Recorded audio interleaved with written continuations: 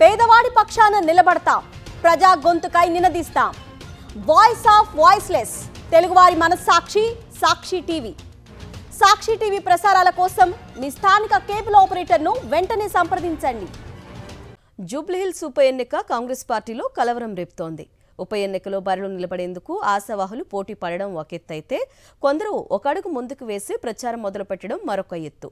బరిలోకి దిగేది నేనే అంటూ సొంత పార్టీ నేతలే కత్తులు దూసుకోవడంతో హస్తం పార్టీకి తలనొప్పిగా మారిందని గుసగుసలు వినిపిస్తున్నాయి. జూబ్లీహిల్స్ బై ఎలక్షన్స్ టికెట్ కోసం నేతలు చేస్తున్న ప్రయత్నాలు కాంగ్రెస్ పార్టీని ఉక్కిరిబిక్కిరి చేస్తోందనే వాదన పొలిటికల్ సర్కిల్లో బలంగా వినిపిస్తోంది. తెలంగాణలో మరో ఉప ఎన్నిక త్వరలోనే రాబోతుంది. రాష్ట్రంలోని అన్ని రాజకీయ పార్టీలు ఇప్పటికే జూబ్లీహిల్స్ ఉప ఎన్నికపై ఫోకస్ పెట్టాయి. జూబ్లీహిల్స్ ఉప ఎన్నికలో గెలిచి తమ పట్టుని సాధించుకోవాలని బీఆర్ఎస్ భావిస్తుంటే, ఎలాగైనా ఉప ఎన్నికలో గెలిచి ప్రభుత్వంపై వ్యతిరేకత ఉందంటున్న విపక్షాల నోరు మూయించాలని హస్తం పార్టీ ఆలోచిస్తోంది. జూబ్లీహిల్స్ ఉప ఎన్నికలో గెలిచి ఆధిపత్యం చూపించాలని బీజేపీ తహతహలాడుతోంది.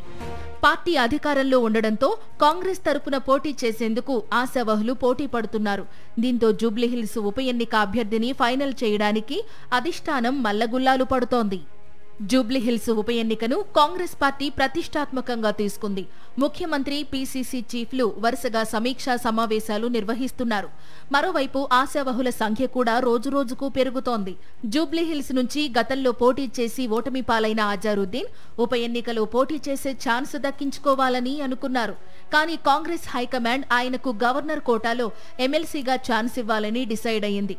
ఇక మరో ఆశావహుడు నవీన్ యాదవ్ కూడా గట్టి ప్రయత్నాల్లో ఉన్నారు. ఇప్పటికే జూబ్లీహిల్స్ లో పార్టీ నిర్వహిస్తున్న ఉప ఎన్నిక సన్నాహక సమావేశాల్లో పాల్గొంటున్నారు. ఇక మరో సీనియర్ నేత అంజన్ కుమార్ యాదవ్ జూబ్లీహిల్స్ టికెట్ ఇవ్వాల్సిందేనని భీష్మించుకుని కూర్చున్నారు. తనకు ఉప ఎన్నికలో ఛాన్స్ ఇవ్వాలని పట్టుబడుతున్నారు. ఒక అడుగు ముందుకు వేసి ప్రచారం మొదలుపెట్టిన అంజన్ కుమార్ టీం జూబ్లీహిల్స్ లోని ఇంటింటికి వెళుతూ అంజన్ కుమార్ యాదవ్ అని నేను హామీ ఇస్తున్నాను అంటూ కరపత్రాలు పంచేస్తున్నారు.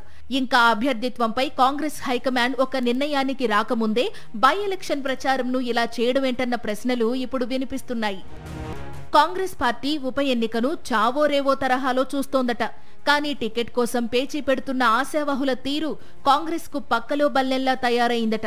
మరి రాష్ట్రంలోని వ్యవహారాన్ని కాంగ్రెస్ హైకమాండ్ చూసి చూడనట్లు వదిలేస్తుందా, లేక ఆశావహులను కట్టడి చేస్తుందా అన్నది వేచి చూడాలి.